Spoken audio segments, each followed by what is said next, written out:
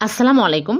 আজকে আমি ফলের ডেকোরেশন করে দেখাবো। অনেক সুন্দর একটা ডেকোরেশন। এখানে আমি ছোট, ছোট কমলা লেবু খোসা ছাড়িয়ে কোয়া এরকম করে মাঝখান দিয়ে কেটে নিচ্ছি।